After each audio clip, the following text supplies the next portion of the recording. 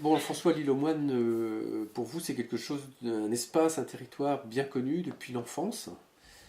Et est-ce que vous pourriez nous, à travers une vision historique, nous décrire le paysage, la façon dont il a évolué, dont vous l'avez même vu évoluer, et à partir de cette lecture du paysage, essayer de comprendre comment les hommes qui ont fait ce territoire l'ont construit, l'image qu'ils en ont donnée ou ont voulu en donner. Le territoire de l'île aux Moines, il a été façonné, on le sait, par les hommes du néolithique. S'ils ont installé des dolmens pratiquement sur toutes les bosses de l'île, c'est qu'ils devaient certainement exploiter les jolis pâturages et les champs qui se trouvaient plus bas, aujourd'hui sous la mer. Et ensuite, on le voit bien, les villas romaines, il y a une douzaine de sites repérables sur l'île, c'est qu'ils devaient déjà y faire assez bon vivre. Le niveau de la mer devait être quasiment au niveau où il est aujourd'hui. Et il y avait, ça reposait certainement sur une agriculture tout à fait développée déjà, un usage des terrains. Alors après, en fonction de ce qu'ils étaient, c'est-à-dire que l'île aux Moines, c'est plus contrasté que ce qu'on croit, puisqu'on a une côte est qui est très exposée au vent, une côte ouest très exposée au vent, une côte est à l'abri, ce qui fait que sur la côte ouest, on va trouver des petits murets en pierre, sur la côte est, on aura plus facilement du bocage, et des espaces où on a un parcellaire ouvert, des champs qui vont jusqu'à la mer, pratiquement, et puis qui se continuaient souvent par un présalé. Il n'y avait pas des plages de sable comme on peut les voir aujourd'hui en s'imaginant qu'elles ont toujours été là. Alors le paysage dans les années 1850, vous le décririez comment? Donc le paysage au milieu du 19e siècle, il se structure par rapport aux activités économiques de l'île. Il y a des agriculteurs qui occupent une partie du territoire, mais qui ne sont pas propriétaires en règle générale de leurs terres, qui sont à des propriétaires importants, des familles de capitaines avec de belles dynasties, ou des aristocrates ou des grands bourgeois de Vannes. Il y a ensuite des marins qui, eux, vivent dans des petites chaumières, qui ont quelques mètres carrés de terrain. On appelle ça des sillons, ça correspond à une surface précise, mais souvent un peu dispersés en fonction des héritages, etc., mais qui leur permet toujours d'avoir ce qu'on pourrait appeler une économie de subsistance, où justement le marin navigue et puis la femme, elle va cultiver justement les quelques sillons qui lui permettent d'avoir un cochon, une vache, éventuellement dans le meilleur des cas. Ensuite, on a justement les capitaines qui, vers 1850, ont déjà commencé à édifier de belles maisons qui se remarquent à leur corniche et qui, eux, donc, possèdent souvent des terres qui sont louées aux agriculteurs. Et puis, il y a quelques activités annexes, dont certaines ont une grosse influence sur le paysage, ce sont les carrières. L'île aux Moines a un granit de très bonne qualité. On peut accéder relativement facilement au littoral près des carrières par la côte, et ça va faire d'énormes trous en particulier dans la pointe nord de l'île, où aujourd'hui on a une route qui peut absolument pas être élargie parce qu'on a deux précipices de chaque côté. Et qu'est-ce que l'on faisait de ce granit là? Il était exporté, il était Le utilisé sur granit place? de l'île aux Moines était exporté même souvent assez loin, mais on marche sur l'île aux Moines dans de nombreuses villes de Bretagne où les pavés, les bordures de trottoirs sont faites avec le granit de l'île aux Moines. Et après ça, il y avait quelques activités annexes. Il y avait des douaniers qui étaient là souvent pour représenter l'État laïque, ce qui générait des conflits locaux parfois importants. Et le recteur, le vicaire, et je crois avoir fait le tour là. Et ce système-là, il fonctionne jusque dans les 15 années? Alors, ce système population maritime, population agricole, en fait, il va disparaître globalement, je dirais, après la guerre de 14. Hein. Les marins vont devenir des marins au commerce plutôt, pour ceux qui s'y mettent. Les autres, on va assister à ce qui se passe ailleurs, c'est-à-dire qu'il y a de l'exode, on va travailler dans le tertiaire. Et sur l'île aux Moines, il va rester quelques exploitations agricoles, dont certaines vont se maintenir jusque dans les années 70, y compris certaines avec les vieux baux qui fonctionnent toujours comme ils fonctionnaient au 19e siècle. Mais on a vu petit à petit justement les dernières exploitations agricoles se reconvertir dans l'entretien de jardin et abandonner complètement parce que ça ne correspondait plus aux conditions d'exploitation moderne possibles, l'activité traditionnelle dans l'île, où c'était comparable à ce qui se faisait ailleurs dans le Morbihan. On faisait des céréales, il y avait 3 moulins sur l'île, on faisait du cidre, il y avait de beaux vergers à l'île aux Moines, et ces pommiers qu'on trouve encore dans certains endroits, ils sont cette ultime trace de ce besoin de produire une boisson. Quoique certains qui n'avaient pas la possibilité d'avoir des vergers faisaient de la piquette avec les feuilles de frêne qu'on pouvait récolter en abondance parce qu'il y avait de très jolies frênes, en particulier autour de l'église. Et alors, l'île aux Moines, elle est connue comme étant une île touristique, et à l'image de Belle-Île ou de Bréhat, elle a un tourisme qui est relativement ancien. Alors comment ça s'est mis en place, comment ça s'est installé, et puis quelles ont été les conséquences à la fois au niveau, je dirais, économique, social, mais aussi sur le paysage? En fait, en Bretagne, le tourisme commence dans les années 1820. Puis il va se diffuser de proche en proche, sous l'influence des Anglais, du modèle anglais au départ. Et petit à petit, on va voir des établissements religieux, comme à Saint-Gilles-d'Adruys, qui proposent des séjours où on peut profiter du bain de mer. Et à l'île aux Moines, pour une part, je pense que c'est la bourgeoisie vantaise qui voit là des possibilités. Et ça coïncide à l'île aux Moines avec la crise née de la décadence un peu de la marine au long cours, où en particulier, des veuves se retrouvent avec de grandes maisons et belles maisons qu'elles vont reconvertir en hôtels pour accueillir les premiers touristes. Et on peut voir déjà en particulier un beau dessin fait à la fin des années 1870 probablement, ou au mieux au début des années 1880, qu'il y a déjà quelques cabines de bain sur la plage, ce qui est le signe d'une activité déjà durable et implantée à l'île. Et ces hôtels vont se développer, et les maisons étant en général intelligemment implantées plutôt à l'abri, n'ont pas la vue sur mer, donc ça va amener ensuite à créer spécialement soit des annexes de ces hôtels-là directement au-dessus de la grande plage, soit même des hôtels comme l'hôtel Bellevue sur la route du Traire qui permettent d'avoir là cette vue sur mer qui est si importante. Et on y ajoute des arbres.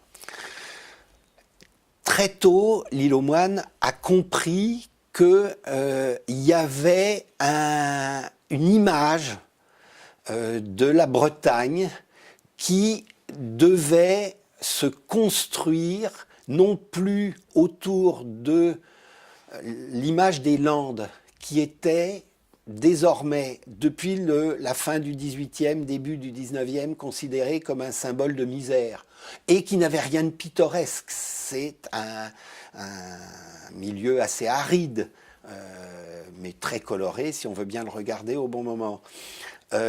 On voit le pin comme étant un moyen de valoriser les Landes économiquement, mais aussi esthétiquement. Et petit à petit va se développer l'image des bois, de pins maritimes qui structurent le paysage, et Je pense sous l'influence en particulier des propriétaires du manoir du Guéry, qui sont une grande famille aristocratique de Vannes et du Baudin. On va boiser quelques pointes de l'île, avec justement, en donnant des noms qui sont tout à fait révélateurs de l'époque, le bois d'amour, le bois des regrets, le bois des soupirs. Et là, on est vraiment dans la mise en valeur touristique et effectivement, ces boisements qui doivent se faire à la fin du Second Empire ou juste au début de la Troisième République, donc 1860-1880, ils ont pris en 1900. On les voit sur les cartes postales déjà bien développées et avec une fière allure. Et cette mise en valeur touristique, elle attire aussi des artistes, des gens qui vont être inspirés par la diversité paysagère de l'île, par ce côté remarquable. Alors, les paysages du littoral sont très tôt une attraction, pas seulement pour des gens qui viennent pour la balnéothérapie, qui est un des premiers éléments du tourisme en Bretagne, mais on a aussi justement les artistes qui vont donner des images de ces lieux qui sont à la mode, et qui vont eux-mêmes venir profiter de tous les avantages du littoral. Donc l'île aux Moines, parce qu'elle sait s'adapter aux demandes un peu spécifiques des artistes, parce que c'est pas trop cher, parce que on peut leur faire de la place, et parce que on a su créer des paysages pittoresques aussi. On s'aperçoit qu'il y a certains paysages qui sont peints ou photographiés à plusieurs reprises sous les mêmes angles. Par exemple à Brouel avec ce qu'on appelle le bois de la chèvre. Qu'on retrouve de manière récurrente, on a là un espace qui plaît aux artistes, des gens accueillants qui acceptent de poser et une petite colonie d'artistes. Il y a aussi des musiciens, il y a aussi des écrivains qui publient des nouvelles qui se déroulent à l'île aux Moines. Donc tout un petit monde qui vient régulièrement, et dont certains même s'installent, vont construire des villas à côté de celles de ceux qui ne viennent que pour le bain, mais le terrain n'est pas cher, la main-d'œuvre non plus, et donc on vient à l'île aux Moines et il y a cette idée qu'on a là la ressource qui commence sérieusement à manquer parce que la grande époque de la marine à voile est terminée. Et c'est là où on assiste à une reconversion finalement économique de l'île qui va s'orienter massivement sur le tourisme, à travers les excursionnistes, mais aussi à travers les résidences secondaires. Oui. Dès la fin du 19e siècle, il y a un recteur de l'île, Monsieur Alagnou, qui dit en chair à ses ouailles, dont certaines ne l'oublieront pas puisqu'elles me l'ont répété, « Un jour, vous le verrez, il y aura écrit « à vendre aux quatre coins de l'île » et vous ne serez plus chez vous ». Et c'est effectivement le début de la résidence secondaire et d'une évolution économique qui fait que certains, à force d'acheter des sillons, arrivent à constituer de belles propriétés. Et puis, on n'a plus l'usage. L'agriculture ne tient pas tellement les évolutions qui se font. Et les transports s'améliorent aussi. Et donc, le passage avant par la pointe d'Aradon, c'était quand même un peu sportif. Le service par le vapeur de Vannes devient, il y en a plus nombreux. Et puis après, on va instaurer le passage par Port-Blanc.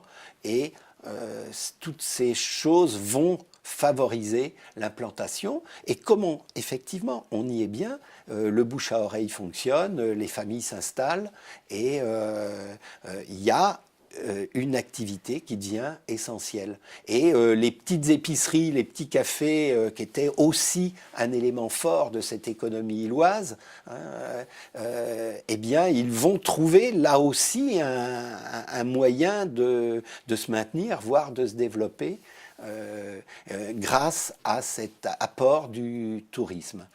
Et le tourisme dans sa forme de l'excursionniste, de la personne qui arrive le matin, qui repart le soir, ça a toujours existé sur l'île ou est-ce que ça s'est justement plutôt mis en place dans les années 50, 60 Non, non, l'excursionnisme apparaît dès les années 1890, je dirais, c'est quand la compagnie des vapeurs de Vannes commence à développer des horaires réguliers et un service continu avec départ le matin, retour le soir, que l'on a comme ça en été déjà ces visites à la journée. Et il n'y a pas que les boisements qui font que l'île est pittoresque, elle est quand même couverte de chaumières bien chaulées, il y a des fleurs, c'est joli, il y a quelque chose de charmant et les gens y sont très sensibles et beaucoup de tableaux traduisent ça. Et il y a des gens qui vont donc, même y compris, finir par s'installer à l'année et il y a comme ça toute une évolution en douceur qui se fait. L'île subissant petit à petit les évolutions générales de ce qui va devenir le tourisme de masse. Mais dans début des années 50, on est quand même dans une très belle anarchie. Et on peut se demander, aujourd'hui, on a de très beaux règlements qui protègent les sites, qui protègent la nature aussi, auxquels on peut être très attaché. Mais quand, début des années 50, une famille qui avait des tout petits revenus pouvait arriver à l'île aux Moines avec une simple tente canadienne, s'installer dans un bois au-dessus de la grande plage, voilà, et puis en avant. Et puis éventuellement, parce qu'il y avait trop de vent, déménager dans une parcelle qu'un agriculteur très sympathique mettait à sa disposition, où aujourd'hui, il serait interdit parce qu'on est toujours soit dans le site inscrit, soit dans le périmètre d'un monument historique, interdit de camper. Il y avait une belle liberté, et les enfants qui pouvaient courir partout parce qu'il n'y avait pas une voiture, et tout ce qui pouvait se faire finalement, où on pouvait se mélanger entre gamins de l'île et gamins qui venaient là en vacances. J'ai connu cette période, c'est vrai. C'était une époque bénie où les grandes vacances étaient vraiment des grandes vacances puisqu'elles duraient pratiquement du 1er juillet au 30 septembre. 3 mois. On avait le temps de nouer des liens, on avait le temps de comprendre un lieu, de s'y investir et d'en faire quelque chose où on n'était pas que de passage. Et cet enracinement-là, aujourd'hui, avec les courts séjours, je ne suis pas sûr qu'on ait la même compréhension en profondeur. Alors aujourd'hui, le paysage de l'île tel qu'il est dans ce début du XXIe siècle, là, comment vous le qualifieriez et comment vous le mettez en perspective par rapport à ce fil historique qu'on a dressé rapidement? Alors aujourd'hui, le paysage, il est le résultat de cette, on pourrait dire, secondarisation de l'île, c'est-à-dire que autrefois, les premières villas qu'on voit s'installer, elles veulent la vue sur mer, et en plus elles veulent être vues parce que il y a une question de statut social, on est là, y compris dans certaines stations, ça ne se fait pas à l'île aux Moines, mais dans les grandes stations, il y a un journal qui publie tous les jours les gens qui sont arrivés, les gens qui sont repartis, dont on doit voir que la villa est ouverte, etc. Et puis de toute façon, on arrive sur un terrain qui est nu parce que en dehors des endroits très abrités, les arbres ne poussaient pas de toute façon. Mais on trouve de nouvelles essences, en particulier les cyprès de Lambert, et on plante systématiquement à l'île aux Moines. Et petit à petit, on va voir apparaître, là où autrefois on avait des espaces nus, sans végétation visible, où il n'y avait que des cultures pratiquement, on va voir apparaître un paysage extrêmement cloisonné. Ce n'est pas un bocage cloisonné, c'est autre chose. Et on cherche maintenant, au fil des ans, on va chercher plutôt à se cacher du voisin, à avoir son espace clos à soi et avec des propriétés privées, avec des grands murs, avec des clôtures. Et ce qui était un espace ouvert où justement les gamins des années 50 pouvaient jouer partout, et dans les champs des agriculteurs, et même dans les jardins de ces résidences secondaires quand elles étaient fermées, parce qu'ils avaient juste gardé le muret qui existait avant, eh bien petit à petit va s'édifier un ensemble de clôtures de nature diverses, grillages, tôles ondulées, etc.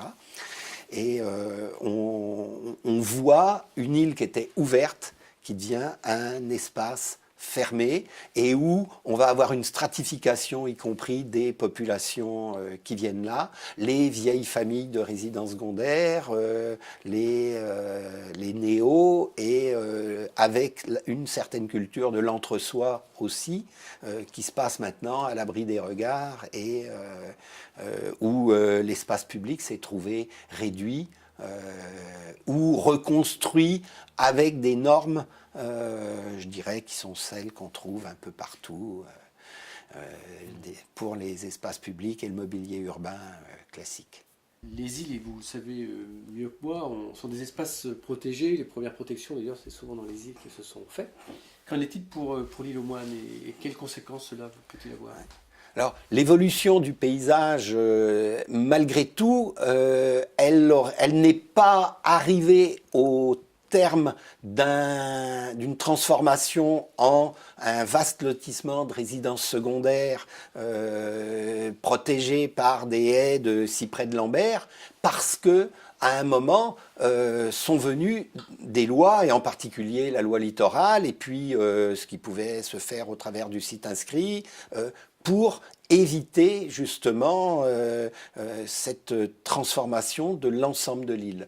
Et grâce aux acquisitions du Conservatoire du littoral, à la servitude littorale qui permet de faire passer le sentier dans des endroits qui en plus étaient complètement fermés, eh bien on a aujourd'hui des espaces ouverts au public et sur lesquels on arrive à maîtriser parfois de très bonne manière l'évolution de la végétation et éviter la fermeture. On a vu réapparaître quelque chose de formidable qui était devenu quasiment relictuel à l'île aux Moines, qui étaient des landes à bruyère avec de l'asphodèle au printemps, et ça c'est quelque chose de magnifique qui à un moment était devenu quasiment invisible. Il y en avait un peu au bord de quelques chemins, mais on n'avait pas des parcelles entières, et ça c'est un bel exemple de reconquête d'un paysage patrimonial. Alors la première, c'est quelle est selon vous la principale difficulté de l'île aux Moines aujourd'hui ? Aujourd'hui, la principale difficulté, c'est que, je crois, on a raté le coche quand il se serait agi, comme à l'île Bréhat, de ne pas transformer la route principale de l'île en départementale pour que les frais d'entretien soient payés par le département au lieu de la commune, et qu'à partir de ce moment-là, elle est carrossable, ouverte à la circulation, et qu'on a la basculé dans autre chose, qu'on n'a pas arrêté la civilisation de l'automobile à l'entrée de l'île. Ça aurait réorienté complètement une autre manière peut-être de vivre et de travailler dans l'île aux Moines. Très bien. Alors la deuxième, c'est quelle activité pourrait être créée selon vous aujourd'hui ou développée ? Moi, je pense qu'il faut reconquérir les paysages de l'île aux Moines et favoriser de la manière la plus forte possible l'installation de jeunes agriculteurs pratiquant le maraîchage, la production de petits fruits et des productions qui peuvent être directement destinées à l'usage des touristes, des résidents secondaires, qui pourraient trouver là un équilibre économique. Mais s'ils ne le trouvent pas, il faut les aider à être présents et à être, eux, ceux qui maintiennent le paysage, parce que je dirais, soit on laisse aller, soit on paye des cantonniers pour entretenir. Et que trouver des gens dont c'est un effet secondaire de leur activité principale que de maintenir un paysage ouvert, eh bien, ça me semble ce qu'on a de mieux à faire. C'est ramener de l'agriculture là où il y en a eu pendant des millénaires. Parfait. Et la troisième question, c'est comment voyez-vous l'avenir de l'île d'ici 10 à 20 ans, selon un scénario plutôt positif et un scénario négatif? Qu'est-ce qui pourrait être le mieux et le pire qui puisse arriver à l'île? Eh bien, je vois l'avenir de l'île aux Moines dans les 10 à 20 ans qui viennent de manière très positive si on arrive à maîtriser le flux touristique. Si on est dans une capacité d'éviter que on se marche sur les pieds en permanence dans l'île, parce que par une politique des tarifs dégressifs pour des séjours longs et plus élevés pour des séjours courts, on aura de cette manière une possibilité de limiter la charge sur un espace qui est limité et clos. Si on ne maîtrise pas ce facteur dans les 20 ans et qu'on continue à avoir une capacité de transport qui augmente régulièrement, eh bien, on ira vers un espace qui fera fuir plutôt qu'attirer, sauf pour ceux qui supporteront cette vie un peu infernale pendant 2 ou 3 mois de l'année.